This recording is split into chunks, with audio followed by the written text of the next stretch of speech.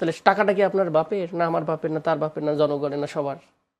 অবশ্যই সবার। যদি বলেন সবার আগে বাংলাদেশ, তাহলে কি আপনার দলের লোকজনকে শুধু দিবেন, আপনার দলের এমপিদেরকে, আপনার মন্ত্রীদেরকে? আর আমরা যারা আছি তাদেরকে মানুষ না অন্য মানুষ?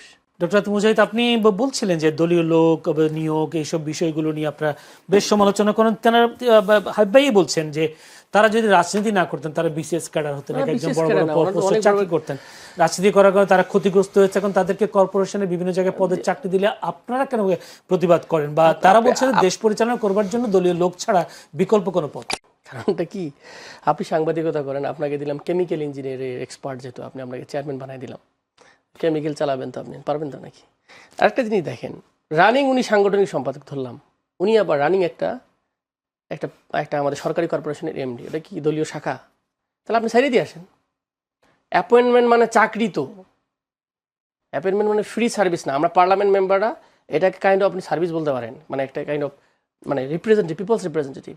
এটা তো জব না, কিন্তু এটা তো জব, কারণ আপনাকে অ্যাপয়েন্টমেন্ট আছে। প্রশাসক মানে আপনি চাকরি গ্রেডিং করে চাকরি নিতেছেন, এটা একটা, আপনি তো পদায়ন করে এখানে হয় নাই। সো সেখানে আপনি পদও আছে, পরিবেশ সম্পাদক, পরিবেশ ফাউন্ডেশনের সাপোজ চেয়ারম্যান, বললাম আর কি এরকম কালেক্ট করলে। এবং অনেকের 12 জনের 2-3 জনের ব্যাপারে এরকম আছে যাদের ডিগ্রির সমস্যা আছে, এটা যেটুকু সার্টিফিকেটের সমস্যা, মানে জ্ঞান যতটুকু আমার আমার জানা আছে, ভুল হতে পারে, মানে যতটুকু আমি জানি আর কি। সো ওনাদের ব্যাপারে ওনারা নিজেরাই কোশ্চেনেবল আছে অনেকে। সো ওনারা দিচ্ছে, দেখি ওনারা খুব সাকসেস। এবং সবচেয়ে বড় কোশ্চেনের জায়গাটা আমি বলি, আপনি নির্বাচন কমিশন যেটা তো ভাই, এটা তো ভাই আপনি সবাই চাবেন যে নিউট্রাল থাক। এটাও কি বলবেন নাকি আমার দলীয় দিয়ে আমরা দেখব আমরা কিভাবে ফেয়ার কাজ করি, এরকম না। আপনার নির্বাচনী বোর্ডের সদস্যকে কখনো আছে, যদিও উনি অ্যাডিশনাল সেক্রেটারি বানাইছেন, এবং সেক্রেটারি ছিল উনি, হলাম জয়েন্ট সেক্রেটারি বা যেটা ছিল, তাকে বসানোর কোনো সিস্টেমে নেই। মানুষ আপনি বিশ্বস্ততা হারাই যাচ্ছেন। তো তাহলে ট্রাস্ট হলো নির্বাচন কমিশন, মানুষ যে ফেয়ার নির্বাচন দিবে, সে ট্রাস্টটা যদি নষ্ট করেন, দলীয় লোক দিচ্ছে, মানুষ ওর দলকে জেতানোর জন্য করে। বাংলাদেশের মানুষ এতটা সৎ এবং প্রফেশনাল হয় নাই যে দলীয় লোকে থাকলেও সে পার্সোনালিটি রক্ষা করে দলের বেড়ে গিয়ে সৎ কাজটা করবে, এরকম লোক আসলে হয়নি।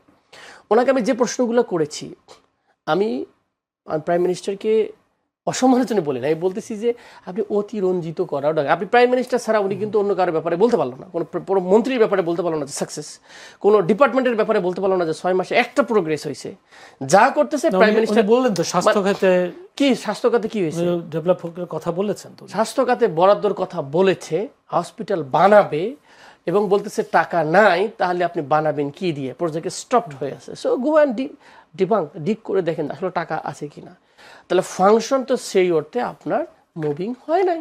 তাহলে আপনি কোন জায়গায় সাকসেস ধরবেন? উনি কৃষির কথা, সারের কথা বললো, সারের দাম 1250 থেকে 1800 টাকা হয়েছে এরকম বাজারে পত্রিকা আসতেছে।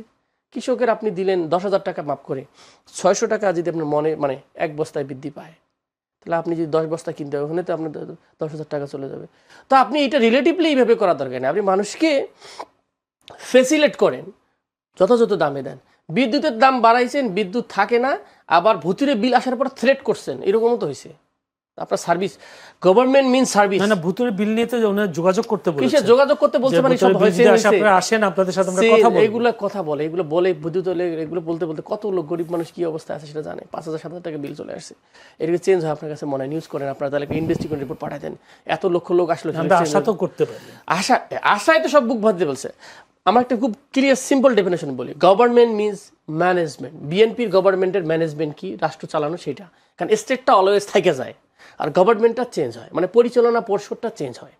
আর আপনি আসছেন বিভিন্ন মন্ত্রণালয় নিচ্ছেন, তাহলে আপনার management capacity, leadership capacity, vision, আপনি কি দিতেছেন বাংলাদেশ, সেটা মানুষ আমরা দেখতেছি। তাহলে আপনি 6 মান্থে নোটিসেবল, রিমার্কেবল, আপনি কোনো ব্রেক থ্রু দেখাইতে পারেন নাই সেই অর্থে, বরং উল্টো দিক বিপরীত দিকে আপনি জনগণ এবং বিরোধী দলকে আপনি বলতেছেন যে হ্যাঁ আপনারা কেন করতেছেন, আপনাদেরও দায়িত্ব।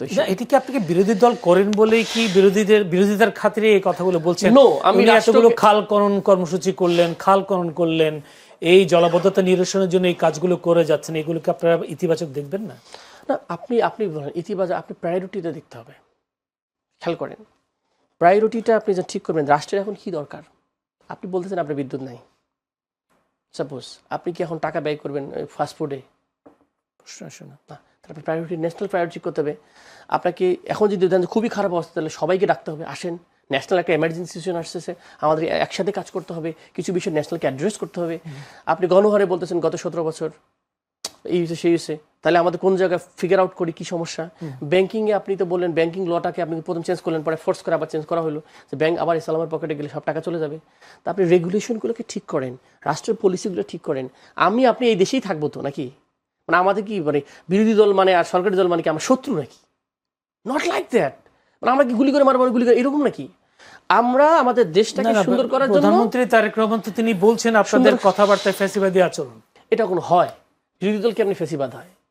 মানে বিরোধী দল কি ফেসিস্ট হওয়ার আসার সুযোগ থাকে? ফ্যাসিবাদী আচরণ আপনাদের দেখা যাচ্ছে, সেটা ফেসিবাদী একটা কাঠামো, একটা সিস্টেম আন্ডারস্ট্যান্ডিং। তো সেটা কি বলুক যে এই জায়গায় ফেসিবাদী? আপনি বলেন, আপনি বলেন 6 মাস কি হয়েছে আমাদেরকে সময় দিবেন না। আমি বলি 6 মাসে আপনি আমাদেরকে সময় দিবেন না। ইন্টারিমের সময় তো সকাল বিকেল বলছে যে নির্বাচন হলে সব সমস্যার সমাধান হবে। তা তখন কি বোঝেন নাই? তাহলে আপনি বললেন এর আগে আপনি 3 বার ক্ষমতা ছিলেন, উই হ্যাভ নট সিন, আপনাদের রিজিমকে আমরা দেখি নাই আপনারা কি দিয়েছেন। তাহলে আপনি তাহলে বলেন যে আপনারা 3 বছর, তাহলে ওই সময় আপনার সাকসেসগুলো কি এখন কেন তাহলে পারতেছেন না? তো 3 বার এক্সপিরিয়েন্স সব রেডি, তাহলে আশা মাত্রই করার কথা অনেক কিছু। বলছেন না তারপরেও এটা সমস্যা, ওটা সমস্যা। গণঅভ্যুত্থানের পরে সেই পরিবেশ তো নাই। তাদের কথা হলো গণঅভ্যুত্থানের পরিবেশের মধ্যে যে আপনি আমাকে ভাইটা আগে বলেছেন যে প্রশাসনে বসে আছেন। আমি I am giving one example. আপনি শত এসপিডিসি গুলো যারা আছে, ট্রু পার্সপেক্টিভ, আমি বলতেছি না যে খারাপ, আমি দল করে মানে উনি খারাপ এরকম সবাই না। All are lenience to the government, pro government people, এটা সবাই বসাবে। উনি বললো তাহলে সব জায়গায় তো আপনি প্রো মাইন্ডের লোক বসিয়ে ফেলছেন ডিসিএসপি। এবং অনেক জায়গায় তো বিরোধী দলকে তো অসহযোগিতা করতে বলা হয়েছে, ওনাদেরকে ফোর্স করা হয়েছে অনেক ইউনোদেরকে, তারা তো সহযোগিতাও করে না বিরোধী দলকে। তাহলে আমি যদি উন্নতি করতে না পারি আমার এলাকায়, এই জন্য দায়ভার তো গভর্নমেন্ট। কারণ আপনার গভর্নমেন্টে থাকা অবস্থা আমার এলাকায় উন্নয়ন হয়নি, আপনি বলছেন বিরোধী দল তাই করতে পারবে না। এটা হোয়াট ইজ দিস ফালতু কালচার। এটাই তো ফেসিস্ট কালচার।